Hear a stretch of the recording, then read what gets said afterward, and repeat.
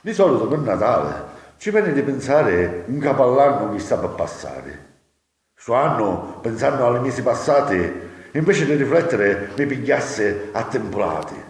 Mi guardo intorno e vedo le facce tristi di tutti. Ed è colpa di quattro farabutti, quattro diavoli che alla nostra terra hanno un tale mani e che non hanno rispetto per i cristiani.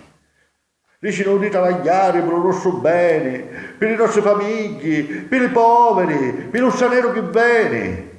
Invece si inchiano i sacchetti alla faccia nostra e possono solo fare parte di cosa nostra.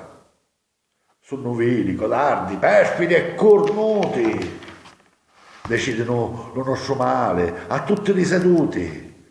Portano male, guerra e miseria. Non capiscono che la vita di Lautri è cosa seria. Muoiono piccirilli, anziani e immigrati. E li stanno là, a fottere risate. Si fanno chiamare onorevole, si sentono le padrone, ma sono onorevoli di ste gran lemione.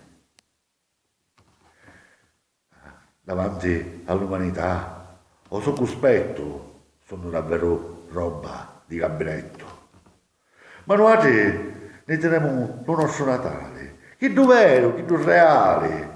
Vi voglio ricordare di una madre poveretta che partoriò non a casa, dentro la vanetta, senza piccioli e senza roba di mangiare, ma via lo sorriso, perché lo piccirillo allo suo petto poteva allattare.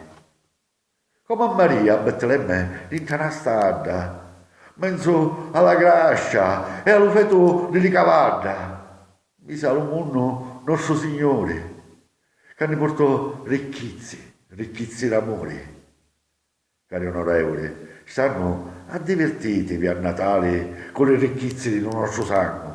Noi ne teniamo lo signorozzo, poveretto, però per l'altro anno.